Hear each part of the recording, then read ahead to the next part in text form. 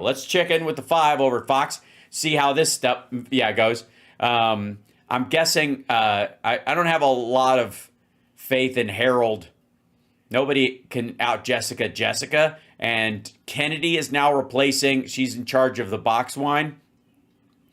Let's get some quick reaction from Emily on the Karen Reed verdict. All right, guys, this was a textbook. Okay, whatever. I don't care. It was an interesting story, but whatever. Okay. The big story we're following here, President Trump still mulling a U.S. military strike on Iran's nuclear Sorry, I want to turn this. Is this down? There we go. Sites, but teased he's open to meeting with the mullahs at the White House. No, they suggested it. I have a plan for everything, but we'll see what happens. Got a ways to go. They should have made the deal. I had a great deal for them. They decided not to do it, and now they wish they did it. And they want to meet, but it's a little late to meet. I don't want to get involved either, but I've been saying for 20 years, maybe longer, that Iran cannot have a nuclear weapon. I've been saying it for a long time. You may have. Right, so they weren't going to stop trying to make one, and he fucked up the last deal. So who last year voted for this motherfucker thinking that we wouldn't end up fighting in Iran? I didn't vote for this. Yeah, you did. Also, I'm glad Karen Reed got off too. I watched that documentary on it. It was a crazy thing. Fight, and maybe it'll end, very quickly. But there's no way that you can allow, whether you have to fight or not, you can allow Iran to have a nuclear weapon, because the entire world will blow up. The whole world. Let that happen. Katie, have you ever seen a president keep his options so open for so long? He is keeping options open, but the one thing he's made very clear. Well, this is somebody else, Katie, somebody. Throughout all of this is that the Iranian nuclear program is going. Are they rotating people in Janine's spot? It is not staying. He said. What's up, Boston Brian? That it's going to either go away by us bombing it when they surrender, or bombing it if they don't surrender. So this program is going away. It's just a matter of how they. Yeah, and it's going away by being bombed, no matter what. Again, this goes back to that Rob Schmidt clip we were just looking at. At least she got it right. Kudos to whoever she is. But she heard what he actually said, which is we want total surrender, and when they do, we'll blow up all their nuclear sites. And if they don't surrender, we're going to blow up all their nuclear sites and a bunch of other places, I guess, just because we're mad. To do this. The timeline is that the Israelis say if the U.S. were to get involved with the bombing campaign, they could be done with this in a week, which the president has said he wants things to be done quickly. He doesn't want these things to drag out. He's consistent with that. He has a track record in his first term of doing these strikes that are very significant, targeted, and getting out of the way.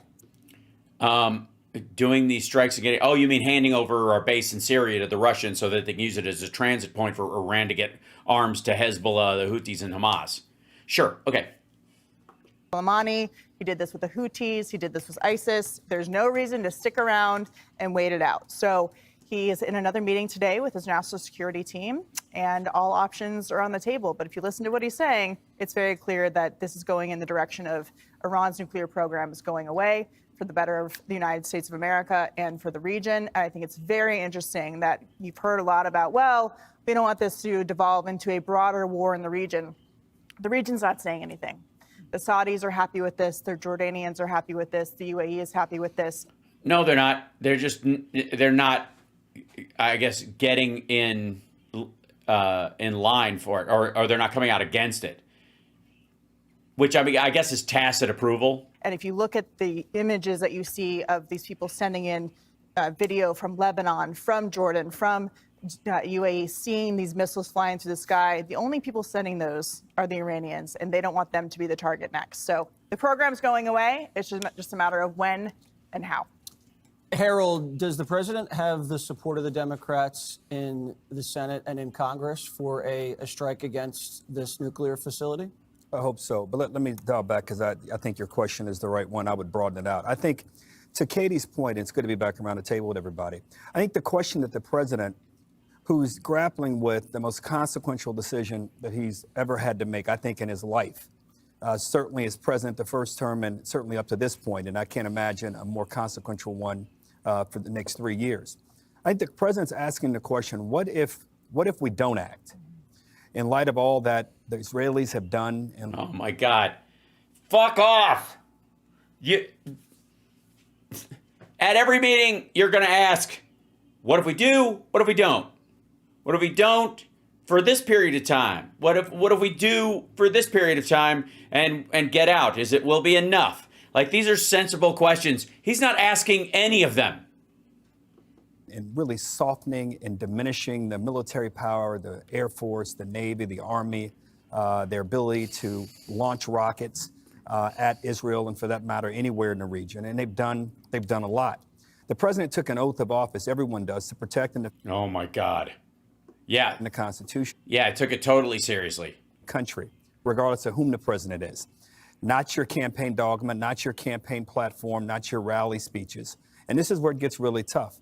Two, I hope the president's applying the Powell doctrine to this, Jesse, which What? That if you don't have the evidence that they have weapons of mass destruction, just make it up? the late Secretary of Defense and late Joint Chiefs of Staff asked a couple of questions. He asked, do we have a vital security interest? We do. They say death to America. Do we have a clear, attainable objective? Katie laid it out well. I think the president Yeah, he's getting the same talking points that Laure is. laid it out. We want to undermine and neutralize this nuclear capacity of theirs and their ability to launch missiles.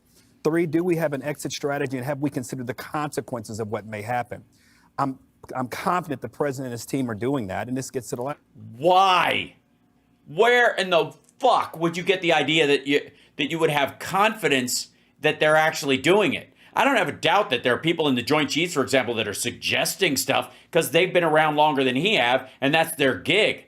But the idea that he's like listening to it and are participating in it is just like he cares. It's just ridiculous.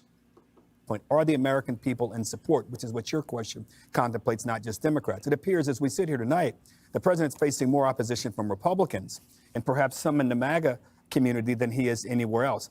I hope if the president decides to do something, whatever that might be, and I support him, that he comes before the country at the appropriate time and lays out for us why he's doing it, what we're doing, and how we're going to get out of it. And finally, the Israelis have done a lot. If they had not done all they have done up to this point, I may not be as in favor of going after the nuclear facility as I am. What they've done over the last year, particularly the last 6 months, has been nothing short of astonishing. So whatever the president decides to do, I hope the country supports him, but he's going to have to lay out clearly, convincingly, and forcefully why we're doing it. Do you believe? Hold on. Why? Why does he have to lay it out forcefully and convincingly? You're already on board, dumbass. You just said you already believe him. Like you support him. You support the president and you believe he's getting good advice. What his job is done. It's just fucking lame. Where's Jessica when we need her? Emily, the president's done a good job explaining to the American people the stakes. Well, I think he's done a good job explaining to the American people that he's protecting American interests. And he's staying true to why we voted for him, which was peace through strength, with the Adorable. result of including not ditching our allies and always holding American interests first. And that's why, to those saying that it's not America first, to not even take out Fordow, look, number one, it removes a direct time-sensitive threat to the U.S. It's a hell of a lot cheaper than the trickle, sort of policy that Biden had. Oh, here's a little bit of material support over years and years, or the wait and see approach of him and the Dems, which includes, by the way, the priceless. Hang on. Wait. Wait and see. He just said, like Trump just said 2 weeks again. Run this by me again. Wait. The fuck? Hold on. Run here. Dink. Threat to the U.S. It's a hell of a lot cheaper than the trickle, sort of policy that Biden had. Oh, here's a little bit of material support over years and years, or the wait and see approach of him and the Dems, which includes, by the way, the priceless toll of the 603 Americans that have died at the hands of the Islamic regime. And for those worried about mission creep. Gotcha. Okay. So the idea is that the debt of the 603 dead has yet to be paid, and there was no way Trump was going to leave office without paying it. I don't know what the fuck you're talking about with the trickle part, but this is like that's what she's talking about. This is another way of phrasing it was inevitable. That's what this would stop, right? This is strength without spread. And the biggest result is strength without spread. I can't even believe it's not butter. Horns. Mess with the bull, you get the horns. That's what message he's been clear on, and that's why people voted for him. And side note, I have many friends in Tel Aviv right now. Katie, I know you do too. One of them, a missile hit the building 80 feet away from his apartment while he was in the shelter. It destroyed the entire block. Somehow his apartment was okay because it was protected by the buildings. He said, we're experiencing what we've never experienced before. But he said, but it's necessary to finish the job and destroy the nuclear facilities in Iran. That is someone that understands the message, understands patriotism, and understands an existential crisis that they're facing. How do you see it, Greg? Many different ways, Jesse. I'm glad you asked. First of all, I'm always surprised that people that are so against trade wars are more open to real wars. Isn't that? Don't you find that kind of like they like the people that are? What? Well, also, a trade war is a lot more optional than a real war, one would think, right? There has to be a genuine fucking threat. They just don't like this made-up fucking trade war nonsense. And also, why would you ever have one? Why do you even need a trade war? If you're in an adversarial situation with another country, shit or get off the pot. Trade wars, they always talk about the blowback of a trade war. We talk about it forever. But with real wars, we don't. We don't even know what's next after we decide to do this. And we often don't. That's unlike every other war in the history of humanity. With Iraq and Afghanistan, there is a lot of blowback. At least with trade wars, you can turn off the spigot. You can go back in time and stop it. No, you can't. What? Tell that to all the people who are going to lose their fucking business. You're not, because you're wearing garments, using microphones, and sitting at a table made in China. Go back in time? God damn. We haven't checked in with him in a while. Did he have a head wound? About the America First thing, that was why Trump was elected. But it's not like he isn't being America First already. It's like been 150 days. We've seen, look at the border. No crossings, no releases, workers' rate. And yet the same amount of fentanyl in the country. Weird. Workers' wages are up, pared down. No, they're not. All the wage growth came because of a Social Security expansion that Biden did in his last year. It all hit in the month of April and then started going up for May, and it will peter out. You can't rely on it. It will not change the overall GDP of the year. That it weighed very heavily on a certain class of people's wages, but everybody else's either were stagnant or going down. Dummy. Regulations, increased industry, redefining military readiness and priorities. So he didn't just walk in and say, you know what I'm going to do first? Bomb the goats out of Iran. So the idea, this is what bugs me about. That was underlined because it was presumed to be a joke. About the people that are screaming about Trump being hawkish. The idea that he somehow fell under the spell of Lindsey Graham, it's divorced from context. The guy is doing America First every single day. So maybe this might not be a contradiction. In his mind, it might logically make sense in the Trump universe. But that's only if Iran is a true threat. And that's where the question is. In a way, Iran is like an unstable teenager who posts online about wanting to shoot up a school. Yeah. You know, when do you take their threats and capabilities seriously? Like, you know, do you know what his capabilities are? Does this kid have guns at home? We don't know. So you have to weigh the costs. Is like hold on. Who cares what that isn't even the angle you get to work. You motherfuckers hope he's got guns at home. What are you talking about? Hold on. I'm having issues with my trackpad not wanting to wake up. And it's very strange. Is that plugged in there? It is. Okay, good. It should wake up in just a moment. There we go. You guys want him to, like every toddler, to be like handed a gun with an American flag on the top of it whenever they're born.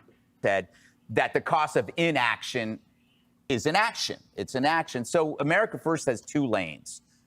America First, and what are the options in the Middle East that are best for American interests? So they kind of cross. And then go Yeah. How? back to what you said when you asked Katie. God damn it. He's just talking in circles. I mean, this is turd polishing 101. We elected Trump for his instincts and his gut instinct. And, you know, maybe he knows a way to defend our staunchest ally without sacrificing our sons. And he doesn't do things that he thinks will end badly. That's one thing we know. He jumps in when he sees a path and I think he senses Israel has done the work. And I think that's another thing that he respects Israel for, is that they always do the work. He likes. Oh, God. And I think he sees this event, Israel, Right. He'll take any situation where somebody else does the work for him. as a winning bet.